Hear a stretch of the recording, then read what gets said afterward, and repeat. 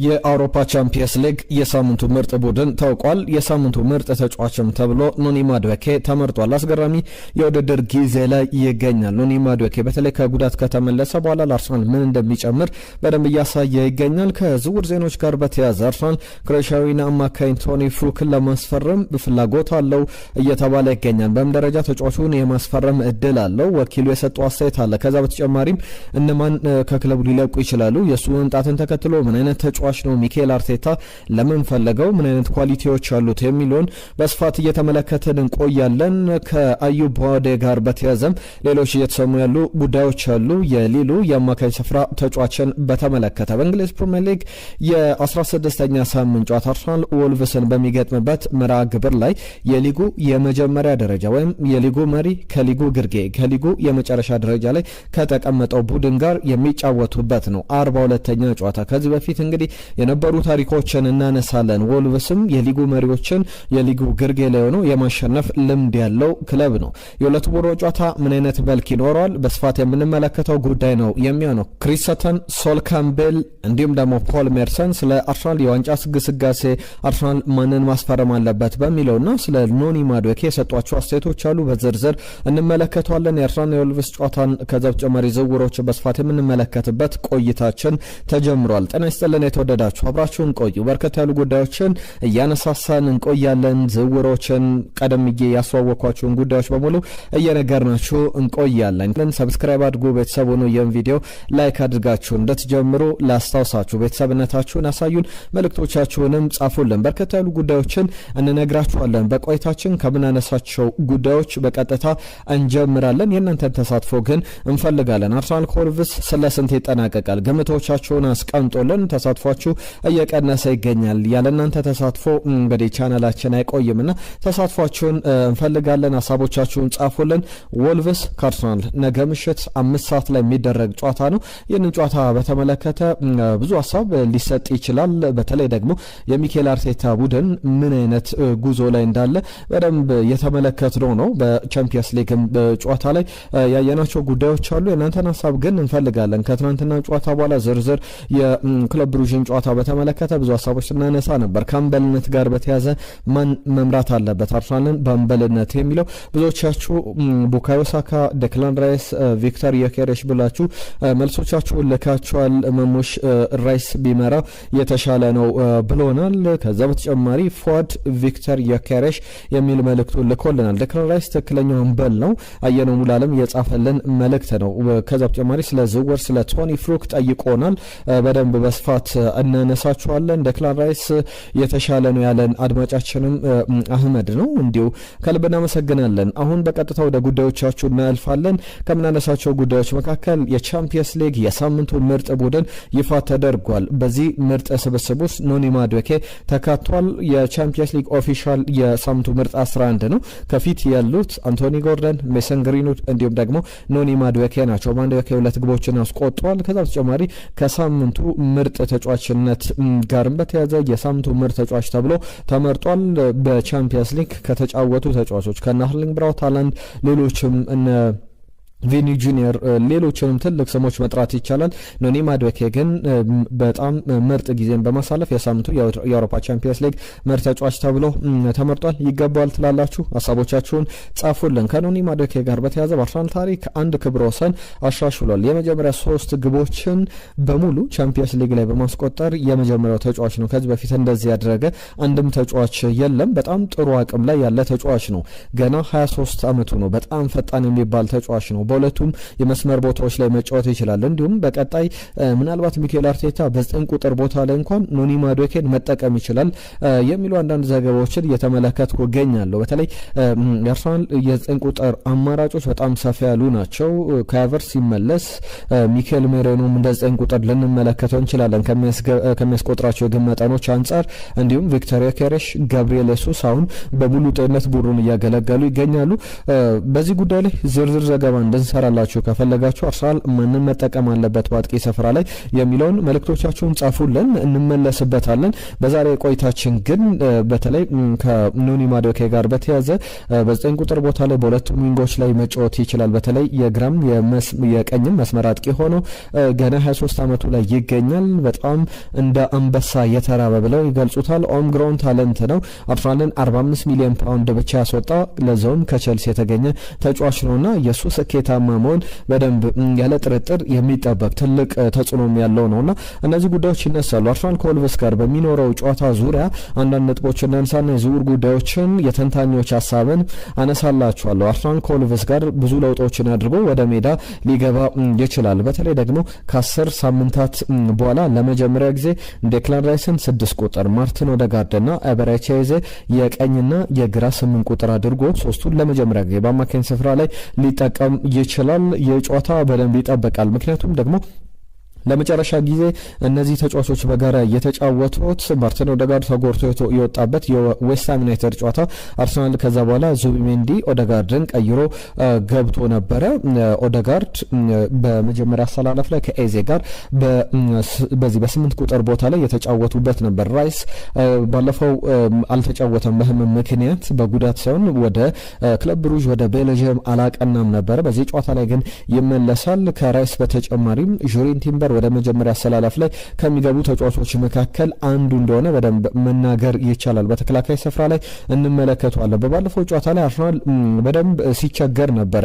ጨዋታውን በተመለከተ የቻምፒየንስ ሊግ ጨዋታ በክለብ ብሩጅ ጨዋታ ላይ 3-0 በሆነ ውጤት ያሸነፍ እንጂ ኖርጋርድ በጥሩ ደረጃ ፍሎሪሽ ያድርግ እንጂ እንደ ሴንተር ባክ ጥሩ አቅሙን ቢያሳይም የተለየ አሰላለፍ ሚኬል አርቴታ ይዞ የገባበት ነበር። ኖርጋርድ ሴንተር ባክ፣ ሚኬል ሜሬኖ ሌፍት ሳይድ ነምበር 8 ሆኖ የገባበት እንደነበር ይታወቃል። ነገር ግን አርሰናል ብዙ ኳሶች የተሞከሩበት ነበር። ዴቪድ ራያ ብዙ ኳሶችን ሴቭ ማድረግ ነበረበት።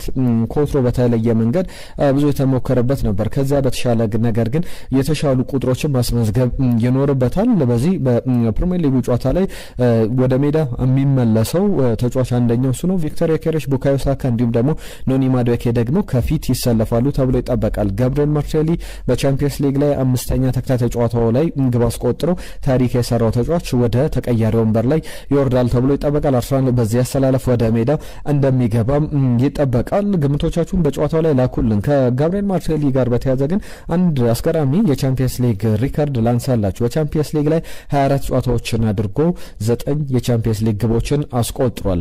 ኤደን ሃዛርድ 56 ጨዋታዎችን አድርጎ 10 ግቦችን ያስቆጠረውና በቀጣይ 2 ግቦችን አስቆጥሮ በዚህኛው የምድብ ጨዋታዎች ገና ሳይጠናቀቁ ምናልባት ካራት አልማይቲ ኢንተር ሚላንን በሚገጥሙበት ጨዋታ ላይ አርሰናል ግቦችን አስቆጥሮ ይህንን ቁጥር ከኤደን ሃዛርድ በልጦ መቀመጥ ይችላል። አስገራሚ ቁጥሮች ያሉት አይነት ተጫዋች ነው። በወልቭስ ጨዋታ ላይ ከሚሰለፉ ተጫዋቾች ውጪ ቶፕ እና የቦተም ቴብል ላይ ያሉ 2 ቡድኖች የሚገናኙበት ነው። በጣም አስገራሚ ጨዋታ ሊሆን ይችላል። በማች ዴይ 15 በኋላ ወይም 16ኛው ሳምንት የእንግሊዝ ፕሪሚየር ሊግ በኋላ በሁለቱ ቡድኖች መካከል የ31 ነጥብ ልዩነት አለ። አርሰናል 33 ነጥብ አለው። ወልቭስ 2 ነጥቦችን ብቻ ይዘው የተቀመጠበት ነው። እስካሁን በፕሪሚየር ሊግ 12936 ጨዋታዎች ተደርጓል። ከነዚህ 12936 ከሞላ ጎደል 13000 ጨዋታዎች ተደርገው የፕሪሚየር ሊጉ መሪ ከፕሪሚየር ሊጉ የመጨረሻ ደረጃ ላይ ካለው ቡድን ጋር የተገናኙት 41 ጊዜ ነው። የአርሰናልና የወልቭስ ጨዋታ 42ኛ ሆኖ የሚቀጥል ነው። በእነዚህ ጊዜያት ላይ ብዙ ታሪኮች አሉ። የሮብ ኤድዋርድስ ቡድን ወልቭሶች ከዚህ በፊት 2 ጊዜ ማሸነፍ ችሏል። በእነዚህ 41 አጋጣሚዎች ላይ የሊጉ መሪ ከሊጉ ግርጌ ጋር ባደረጉት ጨዋታ በተለይ 4 ጊዜ ብቻ ነው የሊጉ ግርጌ ቡድን የሊጉ መሪ ማሸነፍ የቻለው። ከነዚህ 4 አጋጣሚዎች ደግሞ ወልቭስ 2ቱን አሸንፏል። 2ቱም ደግሞ ማንቸስተር ዩናይትድ ላይ ያሳየው ድል ነበረ። 2ቱም የሰር አሌክስ ፈርጉሰን ቡድን ላይ ነው። አንደኛው ጃንዋሪ 2004 ላይ 1-0 በሆነ ውጤት የተጠናቀቀ ጨዋታ ነው። ሁለተኛው ደግሞ ፌብሩዋሪ 2011 ላይ ወልቭስ 2-1 በሆነ ውጤት በአንድ ግብ ልዩነት ማንቸስተር ዩናይትድን የሰር አሌክስ ፈርጉሰን ቡድንን ያሸነፈበት ነበር። ሌሎችም ጨዋታዎች አሉ። ቶትናም ሆትስፐር አንደኛው ነው። በሊጉ ግርጌ ላይ 2008 ላይ የሊጉ የመጀመሪያ ጨዋታዎች 8 ጨዋታዎች ላይ በ6ቱ ተሸንፎ በ2ቱ አቻ ወጥቶ የሊጉ የመጨረሻ ደረጃ ነበር ሊቨርፑልን ገጥሞ። ነገር ግን ሃሪ ሬድናፕ ወደ ቡድኑ አሰልጣኝነት የመጡበት ነበር። ከዛ በኋላ ከጆን ዳሌ ራሞስ ቡድኑን ተረክበው ቶትናም ሆትስፐር ሊቨርፑልን ያሸነፈበት ጨዋታ ይጠቀሳል። ኦልዳም አትሌቲክ ከማንቸስተር ዩናይትድ ማርች 1993 ላይ የተደረገ ጨዋታ ነበረ። 1-0 በሆነ ውጤት ማንቸስተር ዩናይትድ የተሸነፈበት ነበረ። 30 የተለያዩ ቡድኖች እንግዲህ በአጠቃላይ በቶፕ ደረጃ ያሉ ቡድኖች አሸንፈዋል። በ7 ጨዋታዎች ላይ ደግሞ ያቸው ውጤት የተመዘገቡ ናቸው። ከስር የደረጃው ግርጌ ላይ የሚቀመጡ ቡድኖች በ4 አጋጣሚዎች ላይ ማሸነፍ ችለዋል። በአጠቃላይ ግን 30ውን ያሸነፉት የሊጉ መሪዎች ናቸው። በአጠቃላይ እነዚህን ቁጥሮች ያነሳ ነው የአርሰናልና የወልቭስ ጨዋታ ሌላ መልክ ሊኖረው ይችላል። ፉክክሩ በደንብ ጥሩ ደረጃ ላይ ሊኖር ይችላል። ወልቭስ የውድድር ዓመቱን ለመታደግ ከሚፈልጋቸው አይነት ጨዋታዎች በተለይ አርሰናል ላይ ነጥብ ቢያገኝ በጣም ለቀጣይ ሳምንታት በደንብ ያግዟል ተብሎ ይጠበቃል። 105 ግቦችን የሊጉ መሪዎች አስቆጥሯል። 105 ግቦች ለ32 ግቦች በደንብ የሚያስገርሙ አይነት ቁጥሮችን ያነሳውላቸው። በወልቭስና በአርሰናል ጨዋታ ውጤቱ ምን ይሆናል? ግምቶቻችሁን ላኩልን፣ በስፋት እንጠብቃለን። ሌሎች ጉዳዮችን እናንሳ። ከአርሰናል ጋር በተያዘ የጉዳት ዜናዎችን በተመለከተ ነገ በዝርዝር የምንመለስበት ነው የሚሆነው። ተንታኞች ግን በአርሰናልና በወልቭስ ጨዋታ ዙሪያ ከዛም አስቀድሞ በጥር የዝውውር መስኮት ላይ ያነሷቸው ጉዳዮች አሉ። የነ ማርሌይ ሶሎሞን ጉዳይ ይነሳል፣ መለስ ብዬ አነሳዋለሁ። ነገር ግን የወልቭስና የአርሰናል ጨዋታ ሮብ ጆንስ ነው የሚመሩት። ከዛ አስቀድሞ ፖል ሜርሰን የሰጠው አስተያየት አለ። ከሰሞኑ ስለ ፖል ሜርሰን አንዳንድ ሀሳቦችን ስናነሳ ነበር። ለምን የቸልሲ ደጋፊ ሆነ? ለምን የአርሰናል ተጫዋች ሆኖ ቸልሲን ደገፈ? የሚለው በአንዳንድ አድማጮችም ጥያቄ ሲነሳበት የነበረ ነው። ፖል ሜርሰን አርሰናል የሊጉ ዋንጫ ማሸነፍ ፕሪሚየር ሊጉ ማሸነፍ ከፈለገ ሚኬል ሜሬኖን ሴንተር ፎርዋርድ አድርጎ መጠቀም የለበትም፣ በተለይ ደግሞ በትልልቅ ጨዋታዎች ላይ የሚል ሀሳቡን አንስቷል። ሚኬል ሜሬኖ አውቃለሁ ከትልልቅ ግቦችን እያስቆጠረ ወሳኝነት ያላቸው ግቦችን እያስቆጠረ ቀጥሏል። በጣም ኢምፖርታንት ግቦችን አስቆጥሯል። ነገር ግን እንደ ቪላ አይነት ጨዋታዎች ላይ ቪክተር ዮኬሬሽ ነው የሚያስፈልገው። ሚኬል አርቴታም የቪላን ተከላካይ አንሰትል ማድረግ የሚችል በደንብ መረበሽ የሚችል ተጫዋች ነው ማሰለፍ የነበረበት በቪላ ጨዋታ ላይ። እንደዛ እያደረገ የማይቀጥል ከሆነ ሚኬል አርቴታ ዋንጫው ማሸነፍ ይከብዷል። በትልቅ ጨዋታዎች ላይ ከሲቲ ጋር፣ ከአስቶን ቪላ ጋር፣ ከሊቨርፑል ጋር አይነት ጨዋታዎች ላይ ሚኬል ሜሬኖ ሳይሆን የሚያስፈልገው ቪክተር ዮኬሬሽ ነው የሚል ሀሳቡን አካፍሏል። የእናንተን ሀሳብም ደግሞ ጻፉልን። ክሪስተን ከማዱዌኬ ጋር በተያያዘ የሰጠው አስተያየት አለ። ሌላ በፕሪሚየር ሊግ ላይ የተጫወተ ትልልቅ ስም ካላቸው ተንታኞች መካከል አንዱ ነው። ጊዜው በደንብ በረዘመ በሄደ ቁጥር ኖኒ ማዱዌኬ በጣም ትልቅ ዝውውር እንደሆነ እየተመለከትን እንገኛለን ብሏል። በቢቢሲ ማች ኦፍ ዘ ዴይ ላይ የተናገረው አስተያየት ነው። በተለይ ክሪስተን ከነሳቸው ጉዳዮች መካከል ይህ ዝውውር ለቸልሲ ማጣት ለቸልሲ ኪሳራ ነው፣ ለአርሰናል ደግሞ በጣም ትልቅ የሚባል ተርፍ ነው። በተለይ በሚያሳያቸው ብቃቶች ከሳካ ጋር መፎካከር የሚችል በግራ መስመር ቦታ ላይ መጫወት የሚችል ተጫዋች ነውና ለአርሰናል በጣም በተለይ በዚህ ቢዚ ፔሪየድ ላይ በዚህ ወሳኝ ወቅት ላይ የመጣበት ቦዲው ሰውነቱ በጣም በጥሩ ደረጃ ላይ ባለበት ሰዓት ላይ መምጣቱ የሚያስገርም አይነት ተጫዋች ነው የሚል አስተያየቱን ሰጥቷል። የእናንተን ሀሳብ ጻፉልን። ባነሳናቸው ጉዳዮች ላይ ተሳትፏችሁን እንፈልጋለን። ይህን ቪዲዮ ላይ ካደረጋችሁ እየተከታተላችሁን እንደሆነ ግምታችን ነው። ከአርሰናል ጋር በተያዘ የሶል ካምቤልም ሀሳብ ይነሳል። ሶል ካምቤል የቀድሞ የአርሰናል ተጫዋች የሰጠው አስተያየት አለ። አርሰናል ልምድ ያለው እድሜው የገፋ ሴንተር ባክ ያስፈልጓል የሚል ነገር አንስቷል። ያ የ6 ወራት ውል ብቻ የሚጠበቅበት በጥር የዝውውር መስኮት ሴንተር ባክ ማስፈረም አለበት የሚል ሀሳቡን አካፍሏል። ሚኬል አርቴታ ለዚህ ክፍት መሆን አለበት የሚል ነገር ነው ያነሳው። ለምሳሌ አርሰናል ከፊት መስመር ላይ ተጫዋቾችን አቶ ተመልከተናል። እሱንም በተደጋጋሚ አንስተናል። አርሰናል በተለይ ሁለቱንም ዊሊያም ሳሊባንም ሆነ ጋብሪኤል ማጋሌሽን አቶ አፎርድ ማድረግ አይችልም፣ ያለነሱ መጫወት አይችልም። ሁለቱ በጣም ልምድ ያላቸው ሴንተር ባኮች ናቸው። ስለዚህ አርሰናል እነዚህ ተጫዋቾች በሌሉበት ሰዓት ላይ ጥሩ ሴንተር ባኮች አሉት። ነገር ግን እንደ ዊሊያም ሳሊባ እንደ ጋብሪኤል ማጋሌሽ የሚሆኑ ሴንተር ባኮች አይደሉም እና ማስፈረም አለበት የሚል ነገር አንስቷል። ሌላኛው ከአርሰናል ጋር እያነሳው ጉዳይ በፊት መስመር ላይ ለምሳሌ ሁለት ተጫዋቾችን 3 ተጫዋቾችን በጉዳት ሊያጣ ይችላል። ጋብሪኤል ማጋሌሽ እና ዊሊያም ሳሊባን ግን በጉዳት ምክንያት ማጣት ፈጽሞ ለአርሰናል የሚሆን የሚገመት አይደለም የሚል ነገር አንስቷል። ከዝውውር ዜናዎች ጋር በተያያዘ የማርሌይ ሶሎሞን ጉዳይ የ16 ዓመቱ ነው። በክለብ ብሩጅ ጨዋታ ላይ ተቀይሮ ገብቶ አርሰናል ላይ ታሪክ የሰራ ተጫዋች ነው። ይህም ተጫዋችን በተመለከተ ከሶሎሞን ጋር በተያያዘ በጥር የዝውውር መስኮት ክለቡን መልቀቅ አለበት የሚሉ ሀሳቦች የተነሱ ይገኛሉ። በተለይ እንደ ዊሊያም ዊሊያም ሳሊባ አይነት ሩት ይከተላል። ወደ ዊሊያም ሳሊባ ወደ ፈረንሳይ በተለያየ ጊዜ መጀመሪያ ሲመጣ ሚኬል አርቴታ ይሄማ ገና ነው የአርሰናል ተሰላፊ መሆን አይችልም ብሎ በውሰት ውል ወደ ኦሎምፒክ ደ ማርሴ ወደ ስታድ ደ ሬንስ ልኮት እንደነበረ ይታወቃል። ከዛ በኋላ ዊሊያም ሳሊባ ከተመለሰ በኋላ ምን አይነት ተጫዋች እንደነበረ ተመልክተናል። አሁንም ቢሆን ይህንን ተጫዋች በደንብ ፍሎሪሽ እንዲያደርግ በትልቅ ደረጃ አርሰናል ተጫዋቹን እንዲያቆየው በትልቅ ደረጃ እንዲጠቀመው በውሰት ውል ይለቋል ተብሎ እየተጠበቀ ይገኛል። በተለይ አንዳንድ ውስጣቂ የአርሰናል ሶርሶች እንደሚሉት ከሆነ አርሰናል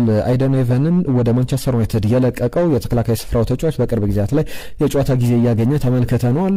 ዋነኛው ምክንያት የማርላይ ሶሎሞን መኖር ነው። ማርላይ ሶሎሞን ከዊሊያም ሳሊባ ጋር የሚነጻጸር ጥሩ አቅም ያለው ተጫዋች መሆኑን ተከትሎ ተጫዋቹን የለቀቀው አይደን ኤቨን በዛ ደረጃ ማርላይ ሶሎሞን ላይ ተማምኖ ነው የሚሉ ዘገባዎችን ተመልክተናል። ከሊሉ አዩብ ቦዋዴ ጋር በተያዘ የሚነሱ ጉዳዮች አሉ። 18 ዓመቱ ላይ ይገኛል። ገና በዚህ ጊዜ ላይ 47-48 የሊጋ ጨዋታዎች ላይ ተጫውቶ ተመልክተናል። ልምድ በጣም ወሳኝ ነው ለአንድ ታዳጊ የመጫወቻ ጊዜ። ለማርላይ ሰለሞን በዓለም ለምናነሳው ለዚህ ለኤታን ንዋኔሪ ተመሳሳይ ነገሮች ይጠበቃሉና እስከ 2026 ድረስ በሊል እንደሚቆይ ይፋ አድርጓል። ከሌኬፕ ጋር ቆይታ አድርጎ ነበር። ምንም ነገር ሊፈጠር ይችላል፣ ነገር ግን በክረምቱ ለክለቡ ፕሬዝዳንት ነግሬያቸዋለሁ ክለቡን እንደምለቅ ነገር ግን ከዛ አስቀድሜ በራሴን በደንብ ማጎልበት ፈልጋለሁ ብሏል። ቼልሲም አርሰናልም የተጫዋቹ ፈላጊ ናቸው። አንድሪያ ቤርታ የሚኖራቸው ቆይታ ይጠበቃል። አርኤምሲ ስፖርት የዘገበው ዘገባ ነው። ክሮኤሽያዊውን ተጫዋች በዝርዝር እንመልከተው። አርሰናል እየፈለገ ይገኛል። ቶኒ ፍሩክ ይባላል። 24 ዓመቱ ላይ ይገኛል። አታኪንግ ሚድፊልደር ሊሆን ይችላል። ከዛ በተጨማሪ ከፊት መስመር ላይ 10 ቁጥር 9 ቁጥር በግራ በቀኝ ሁሉንም ቦታዎች ላይ መሸፈን መጫወት የሚችል ተጫዋች ነው። ምን አይነት ኳሊቲዎች አሉት በደንብ እንመለከተዋለን። አርሰናል በክረምቱ 8 ያክል ተጫዋቾችን አስፈርመው ምን ያክል አስተዋጽኦ እንደነበራቸው ተመልክተናል።